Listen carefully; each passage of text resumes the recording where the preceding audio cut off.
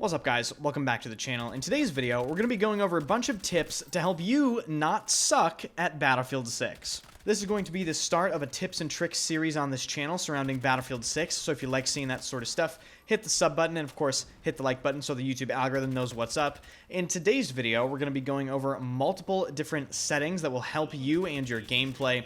I'm going to be doing a full movement guide so you understand how to move around the game, a bunch of tips, and I'm going to be going over briefly all of the weapons and a brief weapon build guide explaining different attachments and the thought process behind putting attachments on your weapon and why I'm doing what I am. I will of course leave timestamps in the description for all the separate sections of this video, but first, before we can even play the game, we have to make sure the settings are dialed in. Alright, let's start going over these settings. I'm not going to be going over every single settings menu. If you want a video that does that, I already made one. I will link it in the description. For the sake of this video, I'm going to be going over the settings that have the most gameplay impact. So the first thing you're going to want to do is open the options menu and come into accessibility, and you're going to want to go to camera effects in accessibility, scroll down a little bit, and copy everything that I have in this section. You're going to want to make sure motion blur is turned off, HUD motion is turned off, camera shake is turned all the way down, and turn on reduce sprint camera bobbing, as well as make sure as chromatic aberration and infantry crosshair projection are both turned off. This will make sure your game is it just has more clarity, less blur, less shaking around going on, which is of course great for gameplay. Moving on, go to the graphics section, scroll down until you see interface and HUD, and then go to advanced HUD settings. This is where you're going to find your minimap, the all-important minimap. But before we go there, by default, show kills made by, which is your kill feed, is set by squad and nearby. Come in here and set it to all. This gives you a lot more information than you realize at first, because if you only have it to squad and nearby, you're only getting nearby information. I want to see every kill that's happening on the map, because sometimes what happens is you can recognize a weapon sound that is firing, and you see your teammate died in a specific area on the map. Even on the minimap, you can pick this up, and you can put two and two together and say, there's an enemy there. So that's a bit of a niche tip, but I find it to be very useful. Set this to all, and make sure kill feed icons is enabled as well. And of course, minimap, set this to large. Unfortunately, you cannot customize the size of your minimap. In previous Battlefield games, there was a minimap slider. Just make sure it's set to large in this game. Don't mess with any of the cone opacities. And optionally, in this game, there is an interior zoom setting. So when you're in a building, you can turn this on if you want, and it will zoom into, I guess, the overhead view of that building interior. So it can be very useful. So if you want that, here's that option there. And then this is your view distances for on foot, ground vehicle, and air vehicles, respectively. On foot, I would just leave it at 160. At vehicles, you want the biggest minimap possible. Set both of these to 300. And that is it for this section. Lastly, in graphics, and the most important thing in graphics, scroll down once again to icons and indicators and go into HUD icons. This is basically the most important section for visibility. So the first thing you'll see is aim-based icons opacity. Don't mess with this. This is some absolute, grand wizard shit. I have absolutely no idea what this does, and you can easily mess up the way your game looks. So just ignore this. Go to the objective icon section, and this is where the nitty-gritty kicks in. Basically, if you would like, just copy everything I have in this section, but I will explain what all of these do. So the reason why this is so important for visibility is there are zoomed options for these settings, which means you can select individual opacities for things like objectives, friendly icons, revive icons, and all that sort of thing. For objective icons, my thought process is objectives are very obvious anyway, so you can make them smaller like I did here. And you can also make them less visible. You can change the opacity. So come in here and do that. And then possibly the most important thing for visibility, when you zoom, you want to make sure that this completely disappears off of your UI. So set this to 0 when zoomed, and then set the occluded opacity to the same thing you set your default opacity to for objectives. For friendlies, the same general thought process applies, but of course they're friendlies. You don't want to mistake them for enemy players, so just make sure your friendlies are more visible. So you can make the icon slightly smaller if you wish, the opacity slightly less visible, and when zoomed, even less so. Friendly revive icons, again, they're very, very visible. You can make them smaller, less visible, and when you aim down sights, make sure they completely disappear off of your screen so you have a clear view of what you're doing.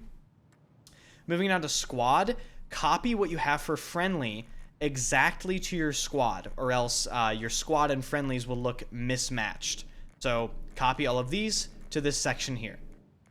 Enemies, leave this default. You want your enemies to be extremely visible. Optionally, you can actually increase the size of the enemy spot symbol, but I just leave it at default. I find that to work just fine.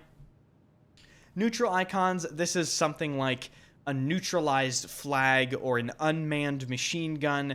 You can go ahead and safely make these smaller, less visible, and make sure to turn this to 0 for your zoomed ADS thing here.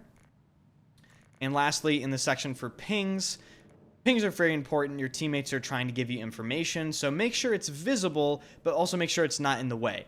You can make it smaller. Your default opacity here, you can make it slightly less visible.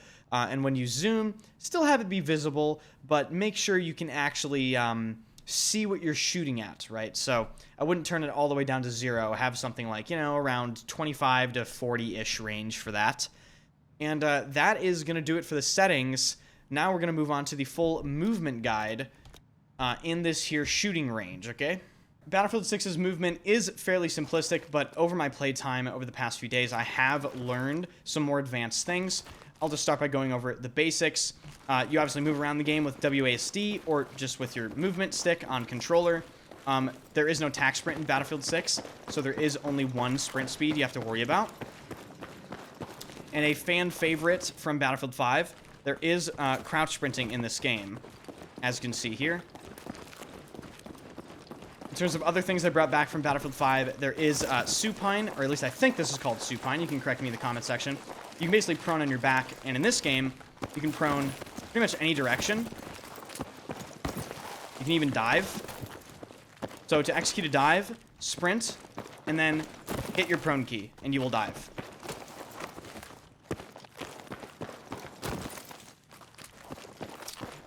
There you go.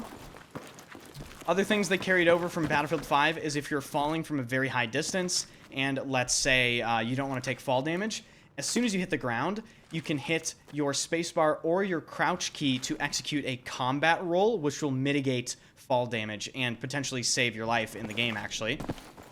Alright, so there's a slide in Battlefield 6. You cannot slide from a standstill, so if I try to... I'm going to start sprinting and then immediately try to slide. You will see that it just sends me into crouch sprint. There is a bit of a run-up period before the game allows you to slide, as you can see. So run up, and then you can slide. In terms of how you can use the slide, let's say somebody is 5 meters away. In extreme CQC, you can get a running start and then slide into the fight and hip fire them. Optionally, you can also slide while ADS'd. This is really effective for coming around corners.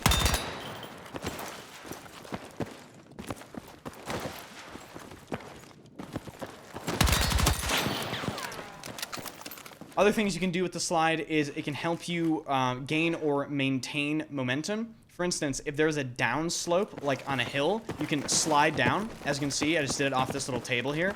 Some hills you can get a bunch of momentum from. I wish I had a hill to demonstrate this, but you understand what I mean. Basically, slide down hills, you go really fast, and going fast is really cool. In terms of other things you can do with the slide, you can chain it with different movements. So you can sprint, jump, and then land sliding. Optionally, you can do the same thing and then jump one time after chaining that.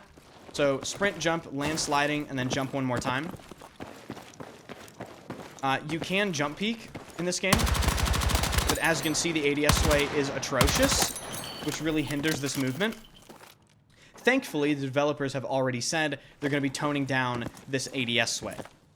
But for more advanced players, there is a bit of a workaround for the ADS sway that I've found already that is basically incredibly difficult to implement in your gameplay. But if you're cracked out, what you can do is you can get a running start, jump, and then as soon as you hit the ground, double tap crouch, and it will mitigate the sway. I'll try to do it for you guys.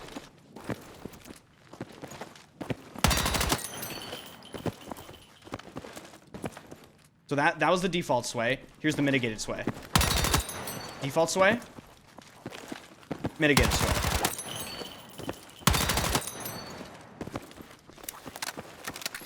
Let's see. What else can you do? You can slide in any direction. And also make sure to understand that you can look around while sliding. So you're not just... You don't have to look forward. You can also...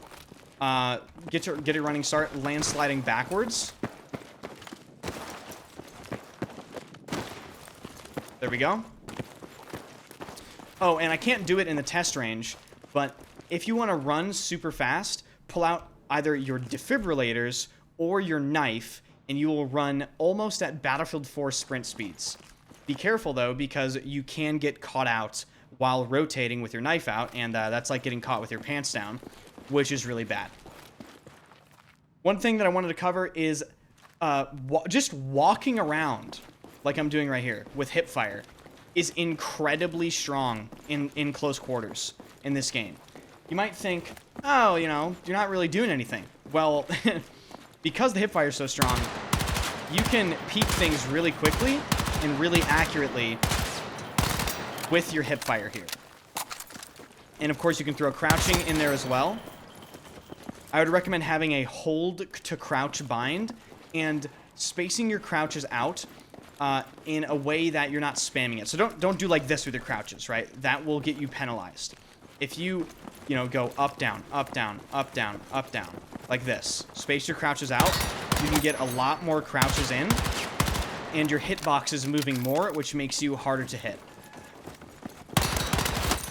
And of course, you can chain that with hipfire as well, and ADS. So there we go. I mean, that's pretty much Battlefield 6's movement.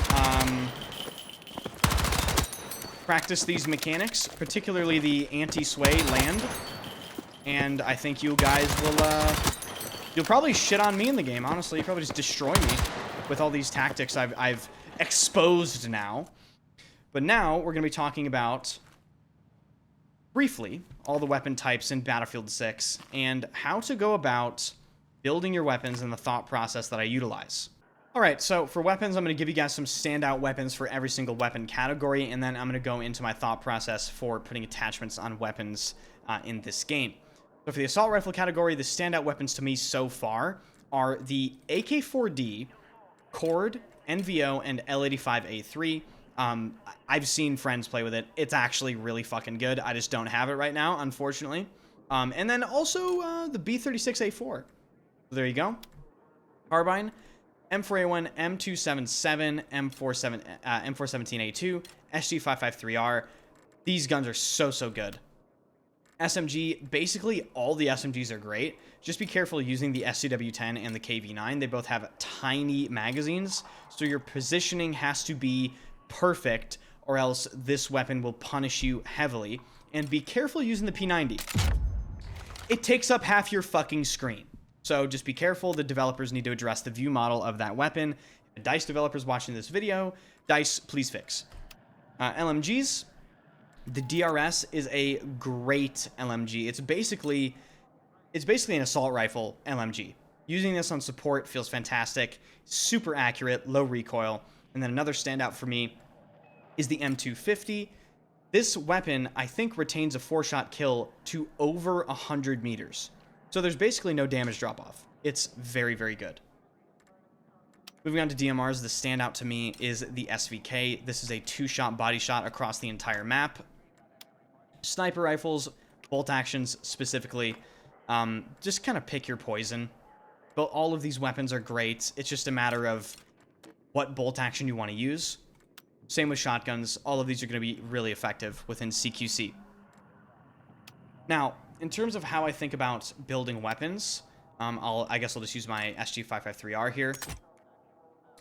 The way I think about going around these weapons is, for most ARs and SMGs and carbines, but not all, but for most, I want a weapon that has a suppressor or a flash hider, a laser for great hipfire because hipfire is so strong in this game, and decent recoil control.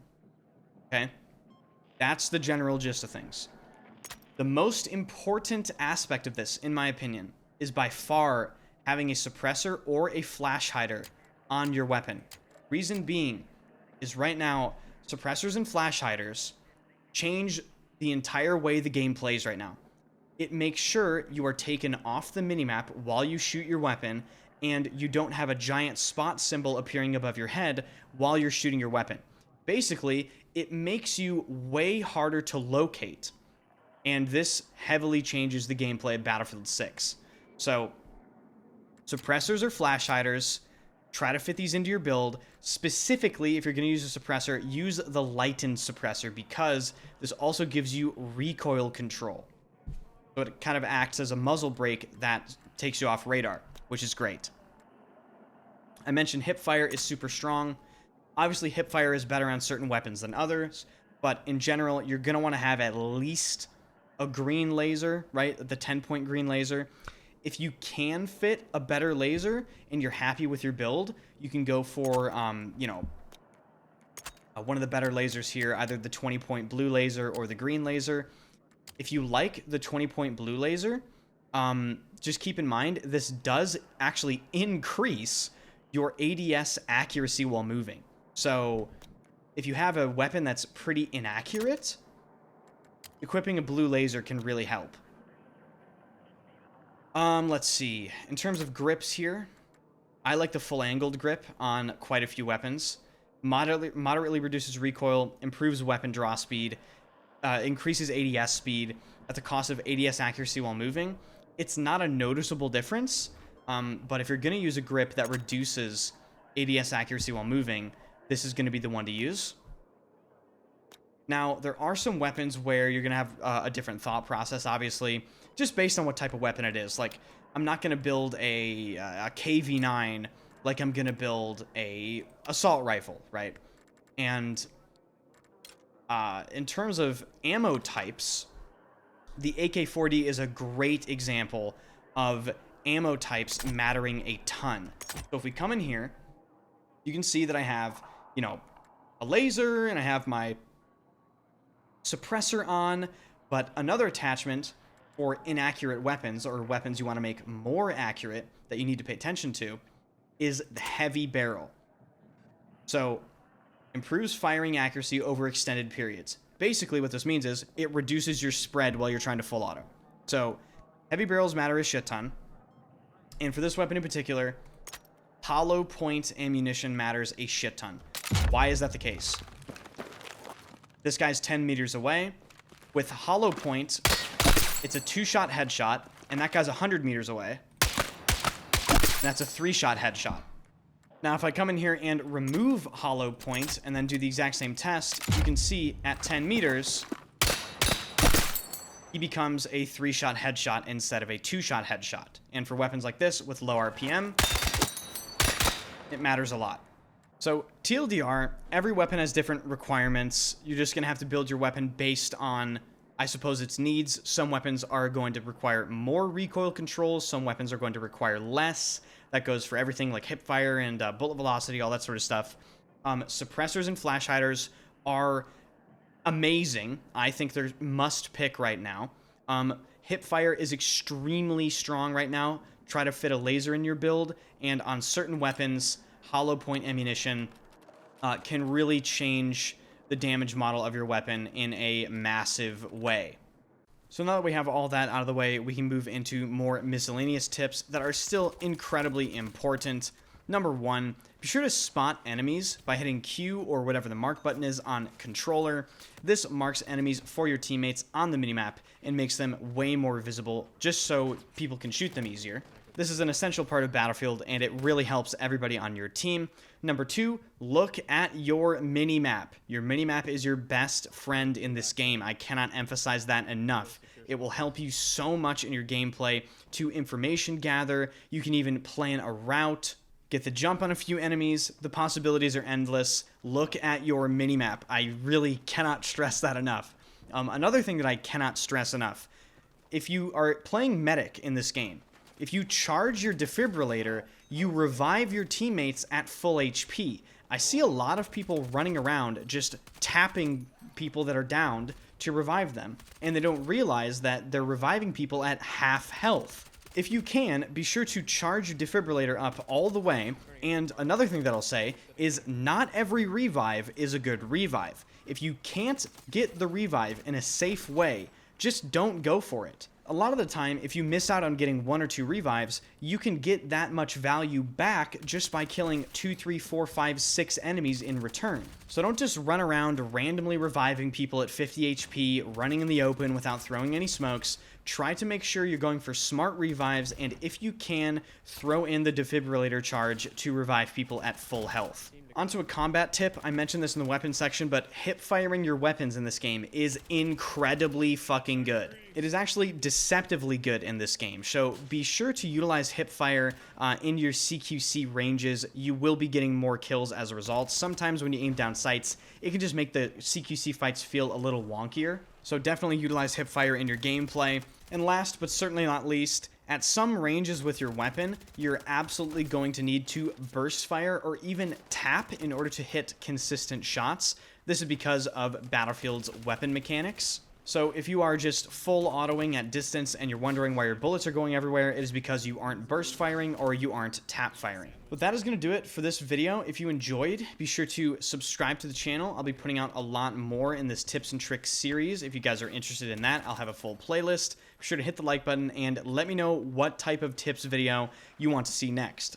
I was thinking live gameplay commentary where I explain exactly what I'm doing. A lot of people can find that useful. If you would like to see that, let me know. So thank you all for watching. If you didn't know, I stream every single day at twitch.tv/enders, and I stream on this YouTube channel as well. Drop by a stream. All links are in the description to Discord, Instagram, Twitter, and I'll see you guys in the next video.